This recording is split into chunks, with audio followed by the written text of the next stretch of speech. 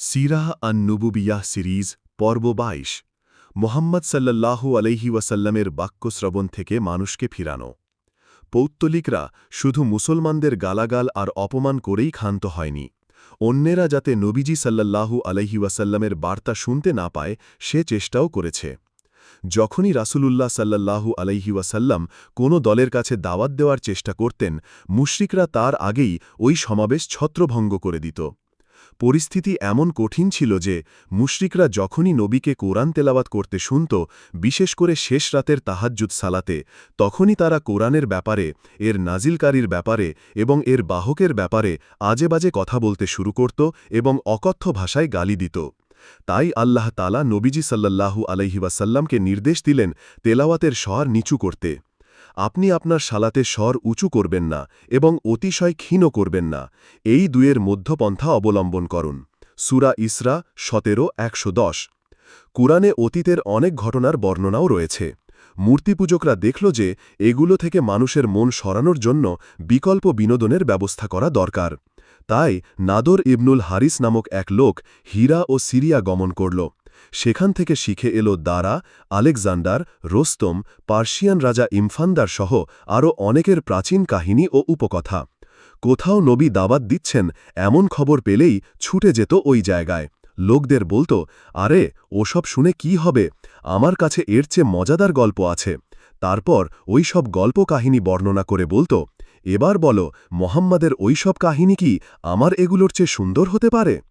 ইবনু Hisham আস-সিরাহ ১:২৯৯-৩০০। আল্লাহ এই প্রসঙ্গে তখন এই আয়াত নাজিল করেন, কিছু মানুষ এমনও আছে যারা আল্লাহর রাস্তা থেকে মানুষকে বিচ্যুত করতে নির্বোধের মতো অর্থহীন কথাবার্তা ক্রয় করে, আর তারা আল্লাহ বাণীকে ঠাট্টা বিদ্রুপ করে। নিশ্চয় তারা এক লাঞ্ছনাকর শাস্তি ভোগ করবে। সূরা লুকমান ৩১:৬।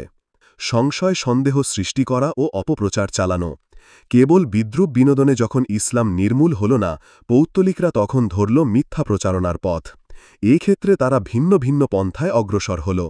প্রথম তারা দাবি করত যে মোহাম্মদ সাল্লাল্লাহু আলাইহি ওয়াসাল্লাম রাতের বেলা হিজিবিজি হাবিজাবি স্বপ্ন দেখে আর দিনের বেলায় ওগুলোকেই কোরআন নামে চালিয়ে দেয়।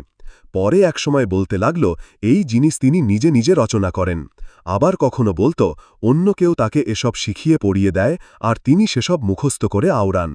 কখনো বা বলতো কোরআন হল স্রেফ প্রাচীনকালের রূপকথা আর উপকথার সমষ্টি, যা সে লিখে রেখেছে। কখনো বলতো কোনো শয়তান জিনের আসা যাওয়া আছে তার কাছে, গণকের মতো। এর জবাবে আল্লাহ তাআলা বলেন, বাস্তবেই কাদের ওপর শয়তান অবতীর্ণ হয় জানো কি? তারা অবতীর্ণ হয় প্রত্যেক পাপাচারী মিথ্যুকের ওপর। সূরা শুআরা ২৬:২২-২২। মোহাম্মদ সাল্লাল্লাহু আলাইহি ওয়াসাল্লামকে স্নায়বিক বৈকল্যের রোগীও দাবি করত মুশরিকরা।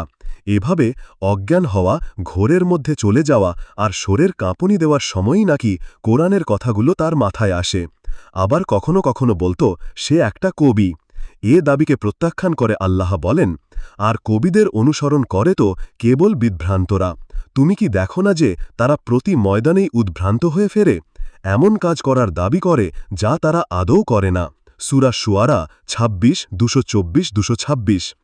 এ আয়াতে কবিদের ৩টি বৈশিষ্ট্যের কথা বলা হয়েছে। ১. এদের অনুসারীরা বিভ্রান্ত। ২. তাদের নির্দিষ্ট কোনো গন্তব্য নেই। ৩. তারা যা করে না তাই বলে বেড়ায়। রাসূল ও তার অনুসারীদের বৈশিষ্ট্য বিশ্লেষণ করলে ঠিক এগুলোর বিপরীত চিত্র পাওয়া যায়। রাসূলের অনুসারীরা যেমন নেককার ও সৎ, তেমনি তার লক্ষ্যও সুনির্দিষ্ট। তিনি এক আল্লাহ, এক দিন এবং এক পথেরই প্রচার করেন এবং সেদিকেই আহ্বান করেন।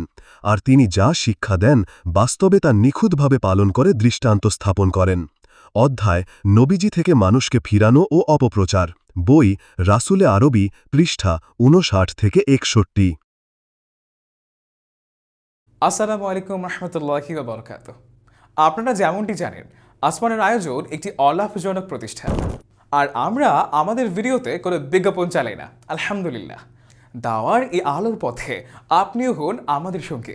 সাবস্ক্রাইব করুন আসমানের আয়োজনের ইউটিউব এবং মাহফিল চ্যানেলে, আর ছড়িয়ে দিন আল্লাহ সুবহানাহু ওয়া তাআলার আয়োজন, আসমানের আয়োজন, দুনিয়ার আবেশে আসমানের আয়োজনে।